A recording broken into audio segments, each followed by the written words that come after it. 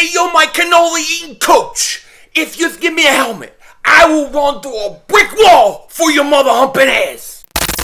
Yo, the cowboy, Mr. McLean. You Americans are all alike. But this time, John Wayne doesn't walk into the sunset with Grace Kelly. Scary Cooper, asshole.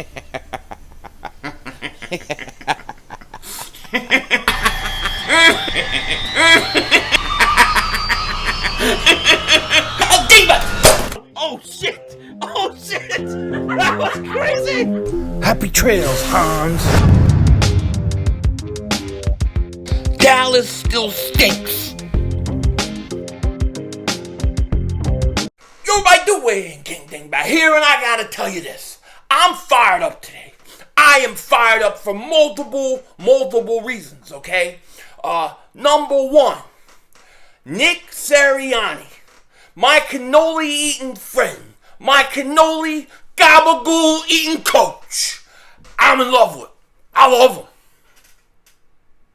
You know what I'm saying? I'm not even kidding. I really like everything I'm hearing about this coach. And before we start, let me say this really quick. A lot of new people were watching today, had a lot of subscribers. Just want to thank each and every one of you guys who found my channel, all the supporters I've had on this channel for a long time. I appreciate each and every one of you guys. And if you haven't, please like, please subscribe. We are going to be doing a lot of Eagles content all year long. So you definitely don't want to miss it. And if you have the Newsbreak app, if you would like to see some extra videos and stuff, click the link in the description and give your boy a follow. Now, like I said, I was very fired up today. And it really started when I was listening to the press conference with Nick Sirianni and Howie Roseman. Now, why was Howie Roseman at the press conference? I thought that was a little bizarre. You know what I mean? It's like, what are they, like married couple? Is it like, they're both coach and GM at the same time or something? I thought that was a little weird because I haven't seen any other GM do that on any other team. However, who the hell cares? Who the hell cares? Just answer the questions. Oh, by the way, some of the questions the media asks, I'm like, dude, that's what you're asking? There are so many better questions that I have. There are so many better questions that I have. Like, hey, Howie, how many donuts did you give Carson Wentz after each practice? Because he was fat last year. And that's the other thing I'm a little fired up about today, okay? Did anybody see this guy? Has anybody go check out his press conference with the Colts? Now, he's gone and it's spilled milk, it's whatever. Thank God we have Jalen Hurts here. Thank God we have Jalen Hurts, okay? Because this would be really hard if we didn't have any talented quarterback or anybody to replace him. But I said over and over and over and over again last year, this guy's too fat. He's weighs too much. He's too heavy. Why would I say that? Because look at me. We know our kind. You know what I mean? And to me, he was too heavy. And then he couldn't roll out. You took the best part of his game away. And I said this. People said I was crazy. People said, nah. And I said, you'll know if it's true, if it's the truth, depending upon how Carson Wentz comes into camp for the Colts. Look at him. He looks like he lost 40 pounds. And I'm not even joking. Why is it? Anyways, I get pissed off. I get pissed off, and I get pissed off at him. You know what I'm saying? I'm pissed off at him because that's what he gave us last year, and then look what we got. But I do think he's going to throw like 40 touchdowns. I'm just saying, get ready for it. I'm not going to be rooting for it, but we'll see. As long as we get our first round pick. But that kind of fired me up today. It got me a little bit emotional because I still don't know what the hell happened. But I'm just... the guy's in shape. He looks phenomenal. It's ridiculous. He looks great. You know what I mean? So, anyways, a lot of reasons to get fired up today. But when it comes to Nick Sirianni, and it comes to him starting to talk, right? He gets down on his seat, sits down, waves to his kids or whoever, And then he starts talking football. He starts talking football. And when he starts talking football, I'm like this. I'm like listening, and I'm like, huh? Yeah, coach. Yeah. Bang your mother humping head. That's how I feel. He fires me up. Sorry. My dang is knocking into this thing again. You know what I mean? He fires me up. I'm built like that. You know what I mean? Anyways, he fires me up, man. He starts talking about this. He starts talking about that. He starts talking about this. He's great. He really is great. Like I said, I didn't know how he was there, but whatever. But Nick Sirianni, he's talking about the wide receivers. He's talking about this. He's talking about coaching guys. He's talking about holding guys accountable. I mean, these are the things that we had issues with Doug Peterson last year. Not holding guys accountable. I mean, how can you sit there and how can you go, have Travis Fulgham play 3 great weeks where he was literally the best receiver in football at the time, statistic-wise, right? Then Alshon comes back, they take him out. It was always like that under Doug, and he couldn't develop young talent. He couldn't just allow who was the best player, who was outperforming, to go out and start. And that's why in 2019, when the Eagles had all those injuries and he was forced to play those young, hungry guys, that's why we made a playoff run. So hearing Nick Sirianni talk about accountability, hearing Nick Sirianni talk about the fact that you want to start, you want to play, you're going to have to win your job. It's music to my ears. And then he starts talking about not using the 12-man personnel, and we're going to have to get into Zach Ertz in a second. And he's going to use, 3 wide receivers, and we're going to have a lot more speed on the field, and we're going to be able to not just do one thing, but do multiple things, and take the talents that are around guys and play to their benefit. How can anybody not like this guy? Now, he's got to go prove it on the field. He's got to go show it on the field, because it is one thing to just say it. So I do understand that. But man, what this guy says, it fires me up. I like this coach. I do. Just from a gut level standpoint, you know what I mean?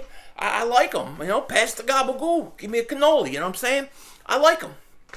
And the other thing I want to talk about real quick is the Zach Ertz situation. Because I think today proved to me why the Eagles are going to trade Zach Ertz. Today proved to me that it's going to happen. And the reason I say that is, and this is actually, I'm probably answering my own question here, right? Why was Howie Roseman at the press conference? Howie Roseman was at the press conference to discuss Zach Ertz. And start training camp on the right foot, in terms of building Zach Ertz' trade value back up. After practice, Zach Ertz and Howie Roseman were sitting there in the middle of the field having a conversation for quite a while. It was being reported. Now, nobody heard what they said or anything like that, but then Howie comes over and he makes a comment. Zach Ertz, we expect him to be here week 1. Once he said that, I knew Zach Ertz would be leaving. No question about it, okay? So, Zach Ertz, he leaves eventually, right? Once they build up his trade value, and the Eagles, in order to do it, they got to tell you how great he is. They got to tell you, well, we expect him to be on our roster, right? So now you're telling teams, well, we don't have to trade him. We expect him to be here, okay? That makes teams have to pay up.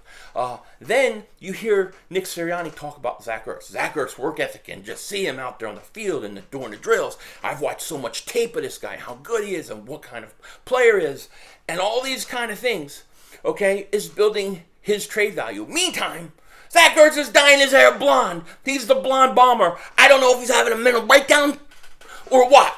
I don't know what the blonde hair means right now. Does he just want to go to California and surf? I mean, what the hell? Speaking of California, I got smoke all over the place, and it's messing with the color of light in the house, right? Because I have all these windows and stuff like that, and you could use a lot of natural lighting. but it's like all tinted. Everything is all weird looking today. I was looking back at my live stream, and somebody said, "You don't look right." Yeah, right. I know why. Because of the color. I'm actually a beautiful, beautiful man. You know what I mean? Like, if I was a girl, I would date myself. You know what I mean? But I'm not. But, whatever. Anyways. Sorry. But, the whole Zach Ertz situation, in all seriousness, I think this is all about building his trade value up. Him coming in, doing the right things to help push himself out of Philly. So I think seeing Howie Roseman, seeing Nick Sirianni, and the way that they overly talked great about Zach Ertz, like, it was overboard. It was overboard because they want to build his trade value up. So I still think Zach Ertz is going to be traded before week 1. We'll see what happens. But anyways, a very interesting day from practices to the post, from the to the press conference. This is only day 1, and it's going to continue. I'll be back for some more Combs and Yes tomorrow, another live stream tomorrow. With that said, take care. Talk to you later. Of course, don't be a dingbat.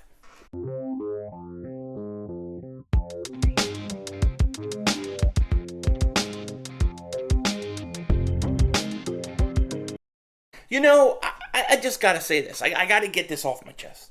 I like Jalen Hurts. I'm glad that he's our quarterback. I'm glad that we've moved on from a guy who did not want to fight for his job. I am. I really am glad about it. But it does frustrate me that I see a guy put that much work into getting in shape, okay, for this year. But when he was with us, he was a fat pig, okay? That's how I feel. That's how I feel. It's hard for me to root for him because it hurts me. It hurts me to say you trade a guy and he just threw 40-something touchdowns and won how many Super Bowls. I can't live with that. I can't deal with it. Couldn't deal with Reggie White going to Green Bay. I couldn't deal with Seth Joyner, Clyde Simmons going to Arizona. I couldn't deal with Randall Cunningham winning an MVP in Minnesota. It bothers me. It bothers me. And, we all want to know what happened with Carson Wentz. Why did Carson Wentz leave Philly? Here's why. This is what I think happened. Okay, this is the crux of it all. Carson Wentz was told, you have to stay in the pocket, you have to get bigger. So he got bigger. Probably the wrong way, okay? He got fat. Then, when he got fat, he couldn't function normally the way he normally plays. He couldn't run out of the pocket, which he had like the highest completion percentage out of the pocket. You took the best part of his game away. And then when he was like, man, I shouldn't have listened to the coach and everything they had me do because look how I'm playing now, then they bench him. So he feels like he did what they wanted, then they benched him anyways. That's why he wanted out, in my opinion, most likely. But to me, the way I see it is this. Why does Indianapolis get the phenomenal athlete and we get the Donut King?